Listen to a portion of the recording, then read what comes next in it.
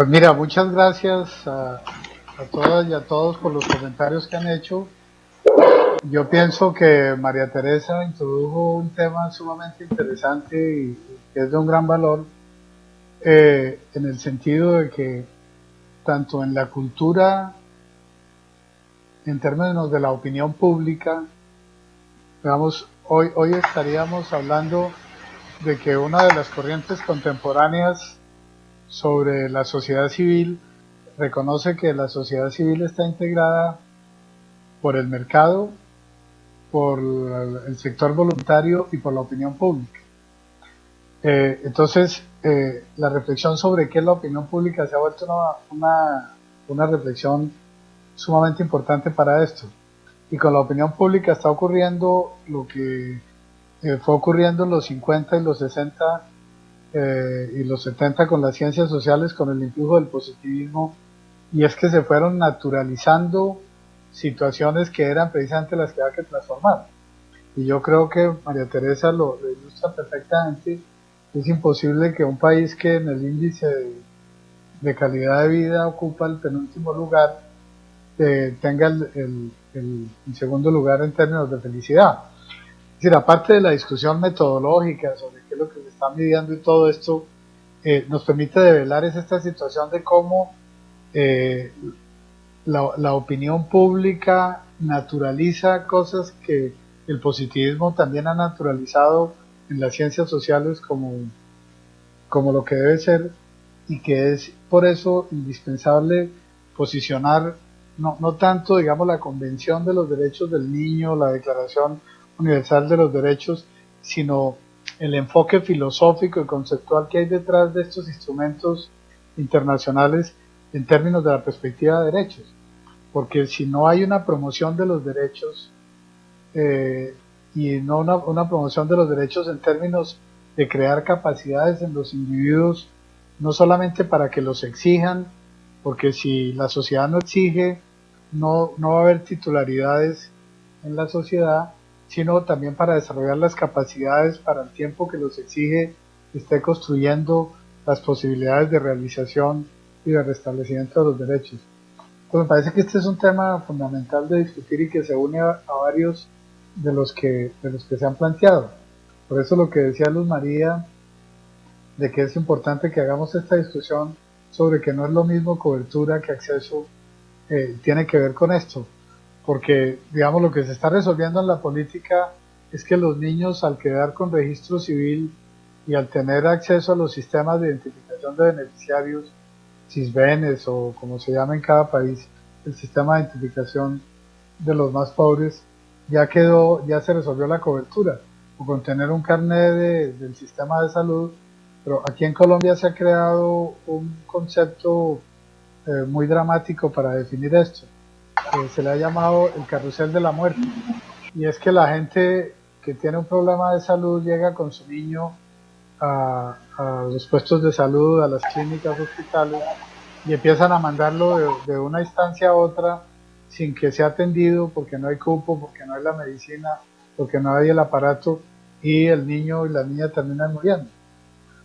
O tienen el carnet, pero al mismo tiempo ha sido más las plazas de pediatría que se han cerrado que las plazas de pediatría que se han abierto.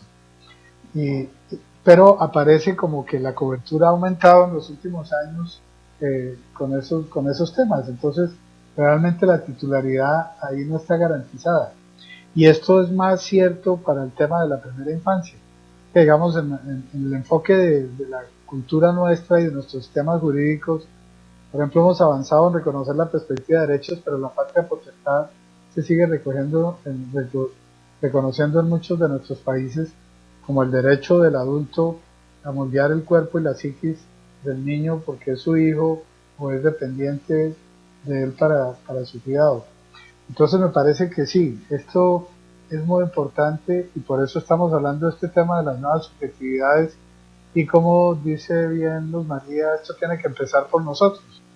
Hablar de que una condición del desarrollo humano es darle una atención adecuada a la primera infancia, es reconocer que quienes interactuamos con los niños y las niñas, que somos todos nosotros, en calidad de padres, en calidad de hermanos, en calidad de tíos, de abuelos, de padrinos o de investigadores sobre el tema o de formadores o de quienes los van a atender, tenemos que desarrollar estas capacidades en nosotros para poderlas potenciar en los niños. Y entonces, en ese sentido, me parece que el tema que estaba planteando Norma sobre la educación es sumamente importante analizarlo en varios sentidos. Uno es que nosotros estamos perdiendo algo que se llama el bono demográfico. Se habla de bono demográfico cuando la población dependiente es menor que la población en edad activa. O sea, la población que está en capacidad de generar ingreso es mayor que la población que está dependiendo de ese ingreso, que son los niños más pequeños y los adultos mayores. América Latina, en la gran mayoría de sus países, está todavía en un momento en que eso es cierto. Por ejemplo, en el caso de Colombia, se calcula que eso va a ser cierto hasta el 2022. Es decir, nos quedan 9 años en los cuales el país puede hacer inversiones para resolver el tema de cobertura y calidad de la educación. Y nosotros tenemos todavía el enorme desafío de que la educación inicial es muy precaria en todos nuestros países, como es insuficiente la educación secundaria. Entonces necesitamos garantizar por lo menos 12 años de educación y que haya un componente de educación fuerte dentro de los programas de primera infancia, y el plazo para que nuestros países puedan hacer eso está reduciéndose cada vez más y va a ser a futuro muchísimo más costoso y difícil lograrlo. Pero también por el tema de que lo que demuestra la investigación es que sin conocimiento en la sociedad contemporánea es imposible romper el círculo de la pobreza. Y ese conocimiento tiene que ver con las bases que se sientan desde la primera infancia, pero que no es solamente un problema de conocimiento, de comprensión racional, sino que tiene que ver también con la formación moral del sujeto, y esa formación moral tiene que ver con su desarrollo emocional y afectivo. Y por lo tanto, este tema, desde la primera infancia, por lo que se logran los niños para su presente y su futuro, como lo que logramos desarrollar quienes interactuamos con los niños, directa o indirectamente, para que estos logros sean posibles, es indispensable para avanzar en esa discusión. Y me parece que es muy cierto lo que para la mayoría de América Latina lo que estaba planteando también Norma, de que la escuela cada vez está más cerrada. Es más cerrada en el sentido que se planteaba de por la inseguridad. Ya las escuelas tienen celadores o vigilantes. Hay escuelas que tienen detectores de metales a la entrada. Es decir, cada vez es más presente las prácticas policivas que hay que tener por asuntos de seguridad externa e interna, y esto hace que la escuela se cierre, como por tendencias a cerrar la escuela en sí misma, como si ella pudiera resolver los procesos de socialización al margen de lo que pasa en la comunidad. Pero otra dimensión de esto es la desconfianza. Hay, digamos, la familia en general inculpa a la escuela de que le manda los niños bien y en la escuela se daña. Y la escuela percibe que las familias mandan los niños muy mal preparados, muy mal formados, etcétera, y que a ellos se les pide que hagan lo que la familia debía estar haciendo. Y entonces aquí empieza un proceso de inculpación, de fractura, porque no, más que de inculpación lo que interesa es de fractura entre la familia, la comunidad y la escuela, que es cada vez mayor y lo estamos viviendo. Y eso se contrapone al hecho de que las políticas se diseñan como si la escuela pudiera resolver todo. Entonces los problemas de violencia, los problemas de competitividad, los problemas de seguridad, los problemas de éticos, de desarrollo moral, etcétera, todo lo tiene que resolver la escuela. Es una escuela que se aísla más, de la que se desconfía cada vez más, que se encierra en sí misma y pierde más contacto, interacción con el medio. Es una cosa muy compleja y tenemos que afrontarla porque como decía Daniel, le había impactado muy positivamente el ver la importancia que tiene la primera infancia para los países desarrollados, pero cómo articularnos en este momento. Y entonces uno ve que tenemos desafíos como este que estamos comentando en relación con el papel de la educación inicial en las políticas de primera infancia y la continuidad de la educación a lo largo del ciclo de vida. Y entonces uno entiende por qué es la preocupación por llamar la atención sobre el hecho de que en la región no nos estamos dando suficiente cuenta de la magnitud y la importancia de entender la crisis global en curso y sus implicaciones para América Latina. Yo quisiera volver a insistir en este punto, que ya lo hice, pero completando con algunas cosas que tal vez no remarqué suficientemente. En un sentido, la crisis es muy importante por los efectos de corto, pero los que va a tener de mediano y de largo plazo que no hemos sentido todavía y que van a ser muy fuertes porque, como decía, la experiencia de las crisis que se transfiere. Entonces sus efectos más graves probablemente no los estamos sintiendo ahorita, pero los vamos a sentir en el mediano y largo plazo y no nos estamos preparando. Segundo, porque los mecanismos que adoptan los países ricos para resolver sus crisis terminan generando consecuencias que van a potenciar y a generar nuevos efectos negativos sobre nuestros países. Y entonces, digamos, si no entendemos eso, no nos preparamos. Pero además, si no entendemos que es que la crisis puede ser que se supere, pero puede ser que se agrave. El momento está muy delicado y aquí quisiera distinguir entre tres categorías que se diferencian cuando uno está hablando de estos temas. Una cosa es una crisis, una cosa es una recesión y otra cosa una depresión. Una crisis, las crisis son normales. No sé si ustedes, donde me están escuchando, tienen el dicho de que hoy me levanté por el lado de la cama que no era. Uno no está bien todos los días. Hay días que está en crisis y tiene malos días y tiene buenos días, y eso es absolutamente normal en la vida de un ser humano, en el desarrollo de una familia, de una institución y por lo tanto de un país. Otra cosa es una recesión. Una recesión es cuando una crisis empieza a profundizarse y sus efectos nocivos se mantienen por 2, 3 trimestres y van afectando el ritmo de crecimiento y desarrollo de una sociedad. Y la depresión es cuando esto se vuelve permanente.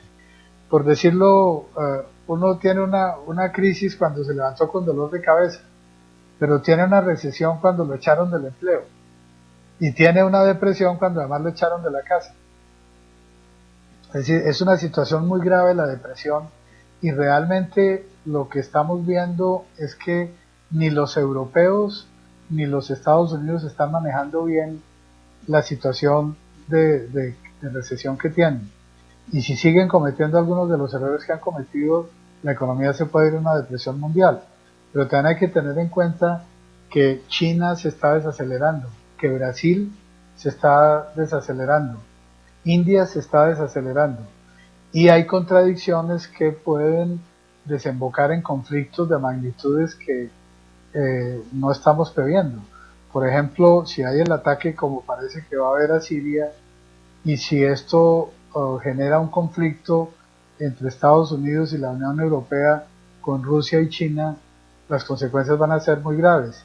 Si Siria utiliza armas que no conozcamos, que afecten severamente a Israel como retaliación al ataque que le hagan, esto se puede volver un conflicto muy grande en el Medio Oriente.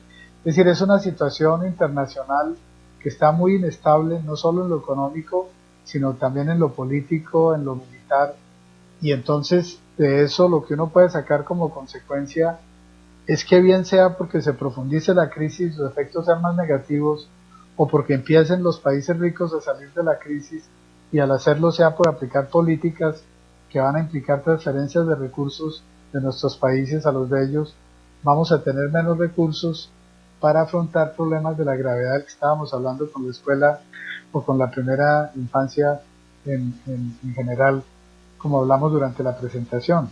Entonces, si esto es así, pero no lo estamos entendiendo ni estudiando, las cosas van a ser mucho más graves.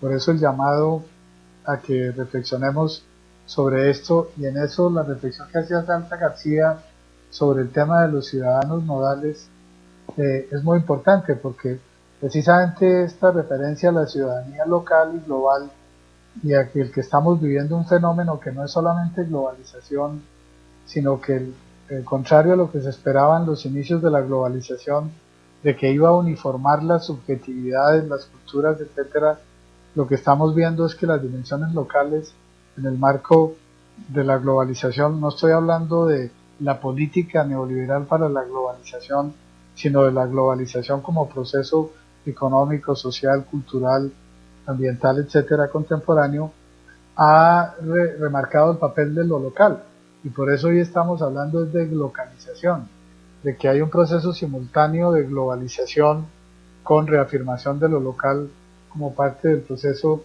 de la globalización. Y en eso las redes empiezan a convertirse en un elemento central. Y esto está llevando a redefinir la teoría económica, la teoría sociológica, la teoría política, por ejemplo, todas las teorías del capital social, eh, en economía están enfocándose en eso, o en la sociología. Hay un sociólogo norteamericano, Mark Granovetter, que está liderando como una redefinición de la sociología a partir de los límites que le puso la sociología Parsons con su estructura de la acción social. Precisamente lo que plantea Granovetter es que en la sociedad contemporánea el sujeto es lo que son las redes en las cuales se desempeña, y cómo eso tiene ventajas y desventajas. Las redes inmediatas en la familia, en la comunidad, son los lazos fuertes que le proveen seguridad emocional, que lo protegen de las adversidades más inmediatas, pero a su vez lo limitan de tener contactos más amplios con el entorno global. Entonces, ejercicios como este que estamos haciendo, de trabajar estos temas en una red que llega a varios sitios de México, que llega a otras partes de América Latina, es muy importante. Y terminaría estos comentarios iniciales diciendo una cosa sobre la formación del talento humano que se deriva de todo esto. Es que sí, este es un gran desafío en el sentido de que una de las razones por las cuales las políticas sociales, y a medida que están formulándose las políticas de primera infancia, más afecta sus posibilidades de desarrollo, es la falta de acompañarla de procesos de formación y actualización del talento humano. Se cambian políticas, pero no se cambia las concepciones con las cuales la gente orienta sus prácticas. Entonces, al no cambiarse las relaciones, al no cambiarse las prácticas, pues cambias el discurso, pero no la acción práctica. Entonces, un desafío que tenemos en nuestros países es que se instalen dentro de los sistemas de ciencia y tecnología, dentro de los sistemas de educación a todo nivel y particularmente en el nivel superior, sistemas de actualización de quienes trabajamos con la niñez en todos los sectores y particularmente en la primera infancia, ciencias de la salud, psicología, economía, arquitectura. Ahora que se ha aumentado la inversión en niñez y se construyen centros de desarrollo infantil y todo, hay que ver que en muchos países lo que se está llamando centros de desarrollo infantil desde el punto de vista de las construcciones es lo más contrario al modelo pedagógico que ilustra el desarrollo infantil. Entonces hay que trabajar con los abogados, con los arquitectos, con la policía, con los sacerdotes, etcétera, y incidir en la formación de pregrado y de posgrado para que se vaya redefiniendo y actualizando a medida que el conocimiento y las evaluaciones nos van arrojando nuevos conocimientos y nuevas experiencias para enriquecer. Solo así podremos evitar que la política de primera infancia que se está construyendo en los países no sea una moda, porque es que eso pasa mucho en las políticas sociales, que se ponen ciertos temas de moda y 5 o 6 años después ya se empieza a hablar de otra cosa y se pierden y no quedan institucionalizados dentro de las políticas públicas. Hay que institucionalizarlo dentro de las políticas públicas de desarrollo y dentro de los sistemas de ciencia y tecnología y los sistemas de formación de talento humano. Pero como les decía, muchas gracias por los comentarios.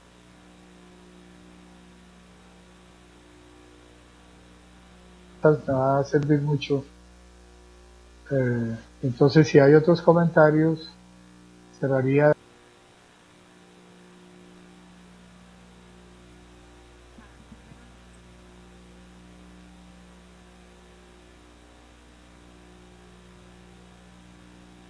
Bueno, es- ok. En un momento le damos la palabra a Ofelia Roldán. Voy a leer unos comentarios. Gloria de Sinaloa nos dice que si puede compartir algunas experiencias o ideas de redes constituidas por niños y jóvenes como protagonistas. Ana María Bermúdez nos pregunta si se va a compartir la presentación.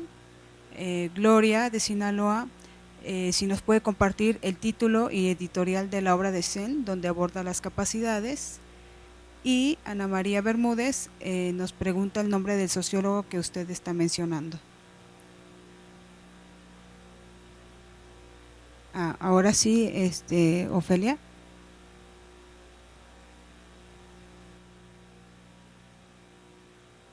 Poder compartir desde acá con ustedes. Eh, bueno, me parece interesantísimos todos los planteamientos que hace Alejandro. Yo solamente quisiera hacer un comentario en términos de cuando se hablaba de los derechos, tener en cuenta pues esta atención a la primera infancia desde una perspectiva de derechos. Y me parece que allí es importante que en este momento podamos pensar en que junto a ese enfoque de derechos también tiene que estar el enfoque diferencial, porque pues bien sabemos que el derecho de alguna manera universaliza, el derecho trata a todos de alguna manera por igual, porque es un asunto más jurídico, pero sería muy importante que pensáramos en cómo se tiene en cuenta la diversidad para que efectivamente nuestros gobiernos no se queden solo con la idea de que, bueno, hay cobertura en algunos casos, ya sabemos que en muchos no, pero por poner un ejemplo, lo digo en el caso de Medellín, que tiene una cobertura casi del 100% en términos de, por lo menos del sector escolar, pero el asunto es que no sé, el derecho no es solamente estar matriculado, ir a la escuela, sino cuál es el trato diferencial que se da allí, teniendo en cuenta las condiciones del contexto, las especificidades de cada uno de estos sujetos, que muchas veces pueden estar peor en situaciones donde hay una concentración de poder, hay un desconocimiento enorme a sus condiciones de precariedad, entonces no puede quedar esa satisfacción que ya se está cumpliendo con se le está reconociendo el derecho. Doy un ejemplo. Tenemos niños y niñas muchísimos en situación de calle, sin embargo, las instituciones educativas o niños y niñas trabajadores, las instituciones educativas cumplen con decir, bueno, matricúlese, lo recibimos, pero si llega 10 minutos tarde, un cuarto de hora, media hora, porque tiene que ir a llevar a su hermanito a otra institución educativa para poder seguir a estudiar, entonces ya no se le admite o a las 2 o 3 veces que llega tarde se le dice que no podría continuar, que cambie de horario. Yo creo que pues el planteamiento que quiero hacer fundamentalmente es que junto a todo esto tenemos que tener en cuenta la diversidad.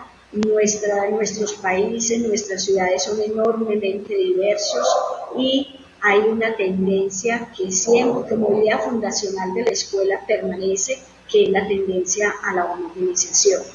Ahí yo retomo una expresión de Carlos Escliar que me parece que es muy ilustrativa y dice, se contribuye a la formación de otros en la medida en que se le ayuda a desarrollar su diferencia. Dejo entonces la discusión allí porque si bien hay que propender por ciertas condiciones, eso tiene que estar mediado fundamentalmente por el reconocimiento a la diferencia.